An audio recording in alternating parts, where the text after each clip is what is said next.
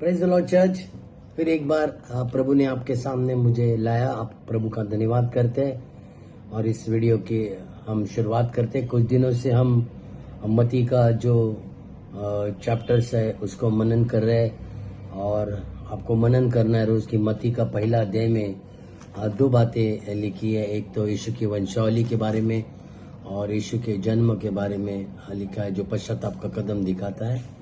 और दूसरा अध्याय में हमने देखा कि ज्योतिषी के बारे में भूतकाल की जो बातें हैं वो यीशु मसीह में नए करार में जो परछाई थी वो रियलिटी में कैसे बदल गई और भविष्यवाणी विश्वास का कदम को दर्शाती है।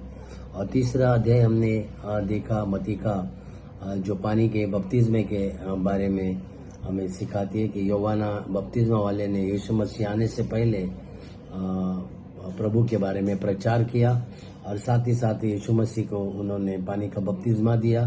तो उसके फायदे क्या है और प्रभु यीशु ने कैसे धार्मिकता को पूरा किया वो हमने तीसरे अध्याय में देखा। आज हम मत्ती का अध्याय 4 को मनन करेंगे। और मत्ती का अध्याय अगर 4 पढ़ोगे तो 3 बातों को हमने ध्यान रखना है कि यीशु मसीह की जैसे पानी का बपतिस्मा हो गया, यीशु मसीह की परीक्षा इब्लिस के द्वारा आत्मा ने ली कि जैसे पानी का बपतिस्मा हो जाता है और हम जब छुटकारा पाते हैं तो फिर आपको परमेश्वर उस टेस्ट से लेके जाता है। और दूसरा बात जो हम देखने वाले हैं वो है कि यीशु का सेवा कार्य शुरू किया। ये 3 कदम होने के बाद जो 4था कदम अपने चेलों को शिष्यों को हमें सिखाना है कि सेवा कार्य में हमें जाना है। पश्चाताप करके विश्वास करके पानी का बपतिस्मा लेने के बाद प्रभु यीशु ने अपना सेवा कार्य शुरू किया। और सेवा कार्य शुरू करते हुए प्रभु यीशु ने अपना सारा ध्यान अपने 12 पर लगाया। तो ये 3 चीजें है कि पवित्र आत्मा ने इब्लिस के द्वारा यीशु मसीह को परखा और 2 यीशु मसीह ने अपना सेवा कार्य शुरू किया। और तीसरी बात है कि प्रथम चेलों को बुलाया। जब हमने मत्ती का अध्याय 3 को पढ़ा और जब यीशु मसीह पानी का बपतिस्मा लेने के बाद पवित्र आत्मा ने वहां पर लिखा है कि यीशु मसीह जंगल में इब्लिस के सामने लेके गया। इसके 2 कारण हमें याद रखना है कि पानी का बपतिस्मा होने के बाद हर एक विश्वासी संपूर्ण रीति से शैतानी बंधनों से छुटकारा पाता है एज पर मरकुस 16:16 के अनुसार। ये बातों को आपको याद रहना क्योंकि जो पानी का बपतिस्मा है ये बहुत से मसीह लोग लेने से कतराते हैं। समाज और उनके रीति रिवाज उन्हें रोकती है और शैतान खास करके इस क्षेत्र में कार्य करता है। उस दिन आप दिन डिसाइड करोगे, उसी दिन कुछ न कुछ आपके जीवन में या उनके जीवन में कुछ प्रॉब्लम्स होती है क्योंकि शैतान इंसान को पानी का बपतिस्मा लेने से हमेशा रोकता है। तो जैसे पानी का बपतिस्मा लेता है तो फिर परमेश्वर का आत्मा आपको सारी शैतानी बंधनों से छुटकारा देता है। ये पहली बात है। और दूसरी बात, आप संपूर्ण छुटकारा पाने के बाद स्वयं पवित्र आत्मा आपको परखता है। हालेलुया। यहाँ पर लिखा है मत्ती का अध्याय 4:1 में, तब आत्मा यीशु को जंगल में ले गया ताकि इब्लिस से उसकी परीक्षा हो। मतलब आत्मा जानबूझ के यीशु मसीह को जानबूझ के इब्लिस के सामने, शैतान के सामने लाया ताकि आप पवित्र आत्मा का पानी का बपतिस्मा जब हो गया इसके बाद एक विश्वासी स्ट्रांग हो जाता है शैतान से फाइट करने के लिए। हालेलुया। परंतु आत्मा हमें परखता है जैसे यीशु की परीक्षा ली गई, शैतान वहां आए। पवित्र शास्त्र बताता है कि यीशु मसीह ने शैतान की परीक्षा के दरमियान कौन सी बातों पर बल दिया। जब आप भी जब किसी परीक्षा से गुजरते हैं तो पवित्र आत्मा आपको उस परीक्षा में कुछ सिखाना चाहता है। तो हमें कौन सी बातों को, जब हम नए विश्वासी है और हमने पानी का बपतिस्मा लिया है तो उसके बाद जो तुरंत कदम आपको उठाना है, क्योंकि मत्ती का अध्याय 4:11 में लिखा है, तो शैतान उसके पास से चला गया और देखो स्वर्गदूत आकर उसकी सेवा करने लगे। अगर हमारे जीवन में भी पानी का बपतिस्मा आने के बाद हम परीक्षा से जब गुजरते और स्वर्गदूत हमारी सेवा करनी चाहिए, तो कुछ बातों को महत्वपूर्ण है, उसे हमें इस अध्याय से सीखना है। ये कौन सी बातें हैं ताकि शैतान पर हम विजय प्राप्त हो सकते हैं पानी के बपतिस्मे के बाद। पहली चीज है मत्ती का अध्याय 4 और प्रभु का वचन में लिखा है दूसरा वचन में कि तब आत्मा यीशु को जंगल में ले गया ताकि इब्लिस से उसकी परीक्षा हो। वो 40 दिन और 40 रात निहार रहा। तो जब भी आपकी आत्मा से परीक्षा होती है उस समय में आपको उपवास और प्रार्थना करना बहुत ही आवश्यक है। जैसे 40 दिन और 40 रात यीशु मसीह ने पानी का बपतिस्मा लेने के बाद उन्होंने उपवास शुरू किया। तो हमारे मसीह जीवन की बढ़ोतरी के लिए और आत्मा में शैतान से जब हम फाइट करते हैं तो हम पेट भर के खाना खा के और आलस करके सो के हम शैतान से फाइट नहीं कर सकते। उसका आत्मिक जो पहला हथियार है आपके लिए वो है उपवास। आपको उपवास करना है और उपवास के बारे में हमें ज्यादा से ज्यादा फास्टिंग उन दिनों में करना है जब हमारा पानी का बपतिस्मा हो जाता है। और उपवास में हम क्या सीखते हैं? पहली बात, उपवास में हम हमारी प्यारी वस्तु का बलिदान करते। जब भी आप उपवास करते हो तो अपनी प्यारी चीजों का बलिदान करते और खाने पीने में आपको विश्रांति मिलती है। उस दिन हम खाना पीना बंद करते हैं और उपवास में हम परमेश्वर को याद करते बार बार कि आज हमने जो उपवास रखा है वो प्रभु के लिए रखा है। और अपने आप को परमेश्वर के सामने दीन रहते हैं। जब हमारा पेट भरा रहता है तो हम जोर से चिल्लाते हैं, डांटते हैं। और जिस दिन हमारा उपवास होता है, हमारा पेट खाली होता है, हम प्रार्थना के आत्मा में आते हैं, तो इसीलिए परमेश्वर हमें नम्र बनाता है, दीन बनाता है और आत्मा में शुद्धता आती है। बहुत सी बार जब हम उपवास करते हैं हमारे मुंह को स्मेल आता है, क्योंकि अंदर की गंदगी परमेश्वर जो शरीर की वो निकालते हैं और हमारी आत्मा में भी जो गंदगी है वो भी परमेश्वर उपवास के दरमियान लेते हैं। यही रुकावटें आपको आती है कि जब आप शैतान का सामना करते हो तो आपका घमंड आपको गिरा सकता है, आपकी संसार की बातें आपको गिरा सकते हैं।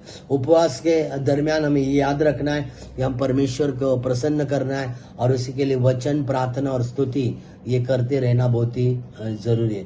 और जब भी आप उपवास करते हैं तो उपवास के साथ प्रार्थना जुड़ी है। हमेशा याद रखना, कभी भी उपवास अकेला कभी भी नहीं हो सकता है, केवल उपवास नहीं हो सकता है। उपवास के साथ प्रार्थना होना बहुत ही आवश्यक है। प्रार्थना आपके आत्मिक जीवन में आपको सामर्थ्य देती है। जब एक व्यक्ति प्रार्थना करता है उसके अंदर फायर आती है। हो सकता है कि आप आत्मा में प्रार्थना कर रहे हो और आप इस रूम से बाहर आते तो शरीर की जो वस्तु उससे आपकी फाइट भी हो सकते हैं। तो उसको बैलेंस रखने के लिए आपको मत्ती का अध्याय 4 और 3 और 7 और 10 वचन को मैं पढ़ूंगा।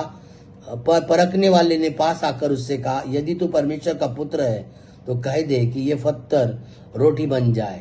फिर 7 वचन में यीशु ने उससे कहा, यह भी लिखा है, तू अपने परमेश्वर की परीक्षा न कर। फिर 10 वचन, तब यीशु ने उससे कहा, ए शैतान दूर हो जा, क्योंकि लिखा है कि तू प्रभु अपने परमेश्वर की प्रणाम कर और उसी की कृपा। तो जब भी आप उपवास करते तो उपवास के साथ आपको परमेश्वर की प्रार्थना करनी है और प्रार्थना के साथ आपको वचन को पढ़ा रहना चाहिए। उपवास के साथ प्रार्थना जुड़ी है और प्रार्थना के साथ परमेश्वर का वचन भी जुड़ा हुआ है। Hallelujah, hallelujah.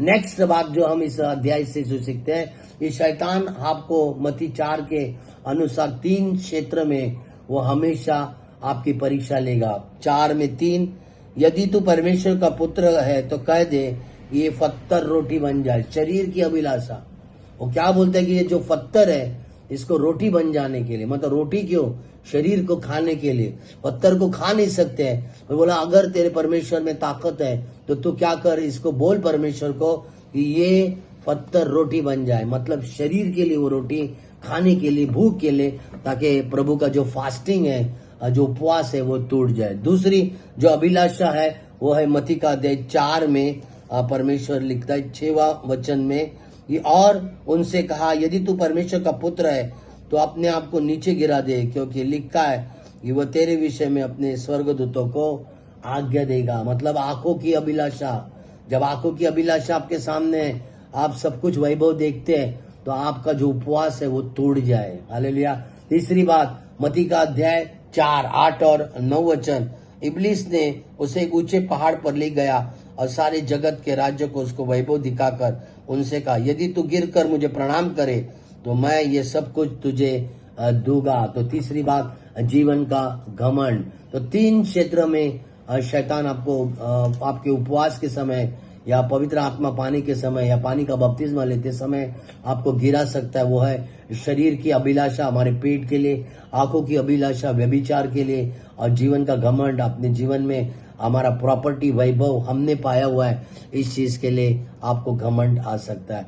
और इसी तरह से जैसे उसने यीशु मसीह की परीक्षा ली पुराने करार में, अगर आप उत्पत्ति का अध्याय 3:6 में अगर पढ़ते हो तो हवा को बहकाने में यही चीज उसने लाया कि ये देखने में मतलब आंखों की अभिलाषा, ये खाने में शरीर की अभिलाषा, और बुद्धि देने में मतलब जीवन का घमंड।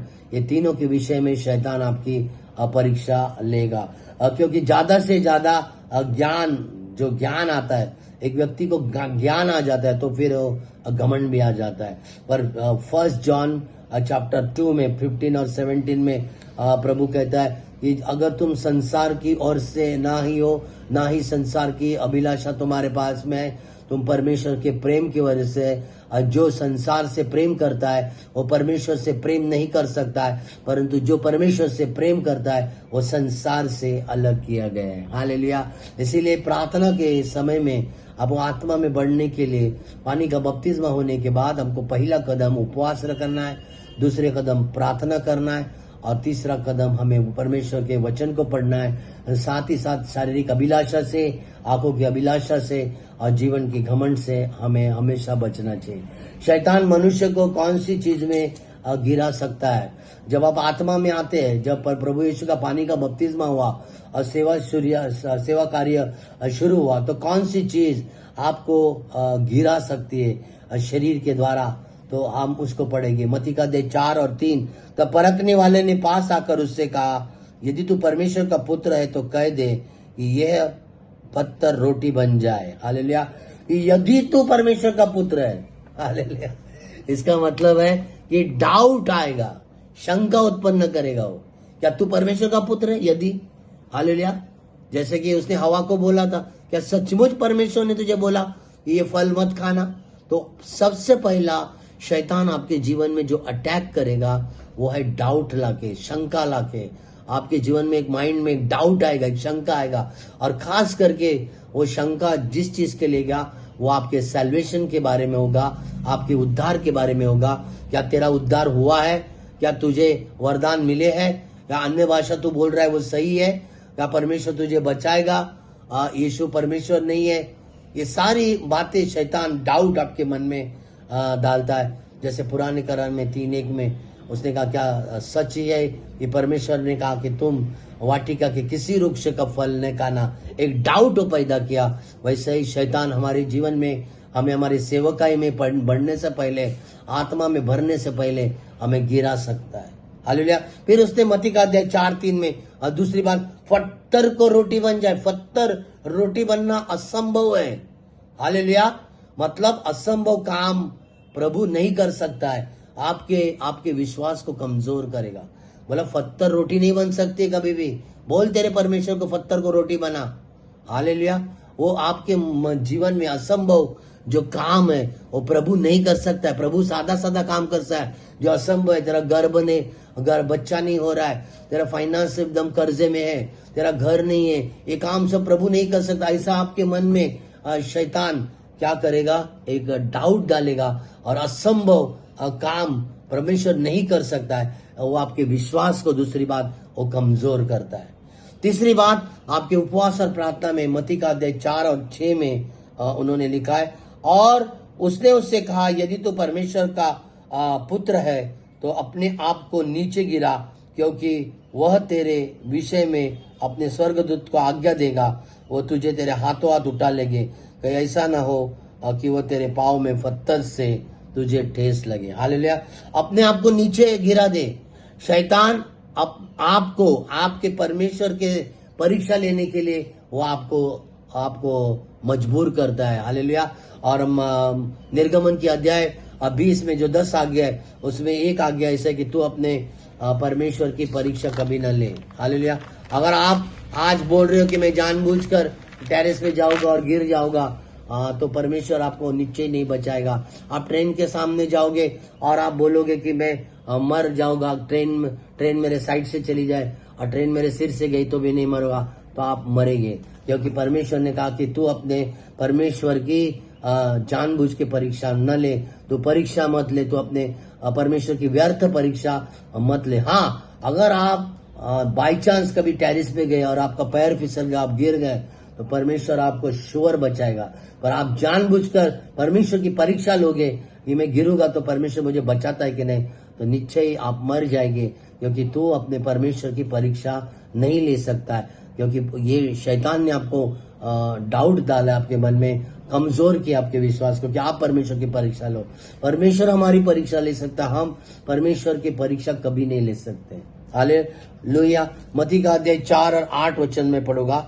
फिर इब्लिस उसे एक बहुत ऊंचे पहाड़ पर ले गया और सारे जगत के राज्य में उसका वैभव दिखाकर उससे कहा, यदि तू गिर कर मुझे प्रणाम करे तो मैं सब कुछ तुझे दे दूंगा। तब यीशु ने उनसे कहा, ए शैतान दूर हो जा, क्योंकि लिखा है कि तू अपने परमेश्वर को प्रणाम कर और केवल उसी की उपासना कर। हालेलुया। तो शैतान आपको जो है आपके उपवास प्रार्थना में आपको संसार की चीजों का लालच देगा। वो बोलेगा पैसा देता हूं पाप कर, पैसा देता हूं व्यभिचार कर, पैसा देता हूं जुआ कर, वो ड्रग्स का धंधा कर, बियर बार को चला, अलग गलत व्यवसाय कर। हालेलुया। दूसरों को लूट। ये सारी शैतानी चीजें आपको लालच आपको शैतान देता है कि जब आप आत्मा में बढ़ते हैं। हालेलुया।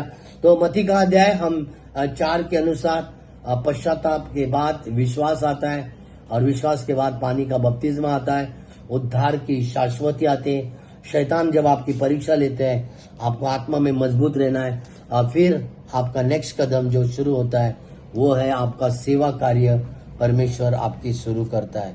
मत्ती का अध्याय 4 12 से 17 को मैं पढ़ूंगा। जब उसने उनसे यह सुना कि यूहन्ना बंदी बना लिया गया है, तो वह गलील को चला गया और वह नाजरत को छोड़कर कफरनहूम में जो झील के किनारे जबूलून नप्ताली के देश में जाकर रहने लगा, ताकि जो यशाया भविष्यवक्ता के द्वारा कहा गया था वो पूरा हो जाए। जबूलून और नप्ताली के देश झील के मार्ग में यरदन के पार अन्य जाति की गलील, जो लोग अंधकार में बैठे थे, उन्होंने बड़ी ज्योति पाई, और जो मृत्यु के देश और छाया में बैठे थे उन पर ज्योति चमकी। उस समय से यीशु ने प्रचार करना और ये कहना आरंभ किया, मन फिराओ क्योंकि स्वर्ग का राज्य निकट होता है। हालेलुया। तो आपकी सेवकाई में आपको खास करके जो बातों को याद रखना है, ध्यान में रखना है, चाहे कुछ भी हो जाए, उतार और चढ़ाव आ जाए, ये प्रभु को सेवा को हमको नहीं छोड़ना है। 12 वचन, जब उसने यह सुना कि यूहन्ना बंदी बना लिया है, तो वो गलील को चला गया। हालेलुया। उस समय के लिए यूहन्ना बपतिस्मा देने वाला प्रचार कर रहा था कि अपनी टेढ़ी मेढ़ी राह सीधा करो, अपने रास्ते को सीधा करो। तो वहां उस समय रोमियो सरकार ने उसको जेल में पकड़ा दिया। पर यीशु मसीह का वचन कहता है कि यीशु मसीह ने अपनी सेवा को रुकाए नहीं। तो चाहे आपके जीवन में कितना भी उतार चढ़ाव आ जाए, प्रॉब्लम आ जाए, समस्या आ जाए, आपको सेवकाई को कभी भी बंद नहीं करना चाहिए। बाइबल इस बात की गवाह है। जकरिया बूढ़ा होने तक उसको बच्चे नहीं, अब्राहम 75 साल का हो गया, 90 साल का होने आया, फिर भी उसको कोई शाश्वती नहीं। मूसा ने अपने जीवन में संघर्ष किया, दाऊद के जीवन में उतार चढ़ाव आए, यूसुफ के जीवन में परीक्षा है, गड्ढे की परीक्षा, जेल की परीक्षा और दूसरी परीक्षा से वो गुजर गया। हर परीक्षा में यहोशू के सामने परीक्षा है। तो एक सेवक के जीवन में हमें याद रखना है, ये उतार चढ़ाव हमारे जीवन में जरूर आएंगे, परंतु हमें सेवा में हमें नहीं छोड़ना चाहिए। एक सुझाव है, कभी भी आपकी शारीरिक परिस्थिति कितना भी खराब क्यों ना है, उसकी तुलना अब आपके सेवकाई से कभी नहीं करना चाहिए। हालेलुया। कि मैं इतनी सेवा कर रहा हूं फिर भी अब कुछ नहीं हो रहा है, मुश्किलें आ रहे, कभी भी चाहे परिस्थिति कुछ भी हो जाए, आपको सेवा का काम कभी भी खत्म नहीं करना चाहिए। ये शारीरिक बातें आपको आपके लिए रुकावट नहीं बननी चाहिए। कारण होते कि कुछ चीजों के पाने के लिए तू मेरा प्रभु है तभी मैं आपके काम करूंगा, संभालूंगा, ऐसा नहीं। परंतु तू दे या ना दे, तू ही मेरा परमेश्वर है। इस तरह से हमें सेवा में बढ़ना चाहिए और अवश्य परमेश्वर आपको 100% आपको प्रतिफल देगा। एक महत्वपूर्ण वचन में मत्ती का अध्याय 4 में आपको बताना चाहता हूं। मत्ती का अध्याय 4 अगर आप 18 से 22 तक पढ़ते हो, गलील की झील के किनारे फिरते हुए उसने 2 भाइयों अर्थात शमौन को जो पतरस कहलाता था और उसके भाई आंद्रियस को झील में झाड़ डालते हुए देखा, क्योंकि वो मछुए थे। यीशु मसीह ने कहा, मेरे पीछे हो लाओ तो तुम मनुष्य को पकड़ने वाले बनाऊंगा। वे तुरंत जालों को छोड़कर उसके पीछे चले। वहां से आगे बढ़कर यीशु ने 2 और भाइयों को, जब्दी के पुत्र याकूब और उसके भाई यूहन्ना को देखा। वे अपने पिता जब्दी के साथ नाव पर अपने जालों को सुधार रहे थे। उन्होंने उन्हें बुलाकर कहा। वे तुरंत नाव करके पीछा छोड़कर उनके पीछे हो लिए। यहाँ पर एक महत्वपूर्ण बात मैं आपको सिखाना चाहता हूँ कि प्रभु यीशु मसीह ने जब पहली बार पतरस आंद्रियस को बुलाया, वो यीशु मसीह को नहीं जानते थे, न कोई चिन्ह चमत्कार उन्होंने देखा था। यूहन्ना और याकूब के बारे में भी वो पहले से बाइबल कहती है वो धनवान थे, उनकी बहुत सी नावें थे, उनके अधीनता में लोग काम कर रहे थे, उनके जाले थे, उनकी बड़ी बड़ी नावें थे। पर जब प्रभु यीशु ने उनको बुलाया, बाइबल बताती है कि वो सब कुछ छोड़कर यीशु मसीह के पीछे चले गए। क्यों? क्योंकि प्रभु यीशु पर, अपने पिता परमेश्वर पर वो समर्पित जीवन था, वो आज्ञा पालन का जीवन था, वो चरित्र की शुद्धता थी, वो ग्रेस थी, वो अनुग्रह परमेश्वर का यीशु मसीह पर था। और उस अनुग्रह के द्वारा, उस ग्रेस के द्वारा, उस आज्ञा पालन के द्वारा, उस समर्पित जीवन के द्वारा ये सारे शिष्य प्रभु की ओर खींचे आए। आज हमारे जीवन में आपको एक अपॉर्चुनिटी, एक चुनौती है कि हम भी जैसे प्रभु यीशु ने ग्रेस को पाया, आज्ञा पालन को पाया और परमेश्वर समर्पित रहा, हम भी अगर हमारे सेवकाई में समर्पित होते हैं तो हमारे पीछे भी लोग चलने वाले बन सकते हैं। हमारा जीवन परमेश्वर के वचन के अनुसार पवित्रता का, परमेश्वर के भय का और परमेश्वर का आज्ञा पालन का जीवन होना बहुत ही आवश्यक है। जब आप परमेश्वर के वचन के अनुसार जीवन जीते हैं, आज्ञा पालन करते हैं, तो परमेश्वर की ग्रेस आपके पीछे आती है। लोग आपको पसंद करते हैं, लोग आपका पीछा करते हैं, लोग आपको परमेश्वर आपको डिवाइन हेल्पर देता है, परमेश्वर आपको राइट लोग देता है जो आपकी सेवकाई बढ़ाने के लिए आपको मदद करता है। फेथफुल लोग परमेश्वर देता है, फाइनेंस को रिलीज करता है। जब यीशु मसीह की सेवकाई हुई तो सारी जो औरतें जो राजा के घराने की थे वो सारे फाइनेंस को पूरा करते थे, हजारों लाखों लोगों का खाना और हर दिन लंगर को पूरा करते थे। क्यों? परमेश्वर की ग्रेस उस समय आती थी। आज मैं आपके जीवन में प्रार्थना करता हूँ, जैसे आपकी सेवकाई शुरू होती है और जैसे पवित्र आत्मा और बपतिस्मा का आप गुजरते हैं, परमेश्वर की आत्मा आपकी अगुवाई करे और वो ग्रेस आपके ऊपर है। आपका लाइफ आपके मेंटर के अधीन रहे, आपका लाइफ आपके वचन के अनुसार रहे।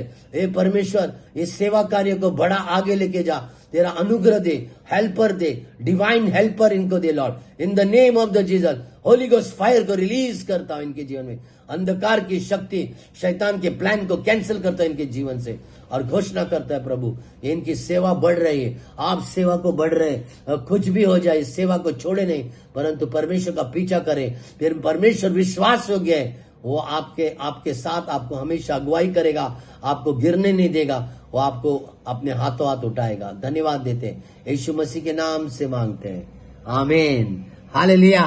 प्रभु आप सभी को आशीष करें।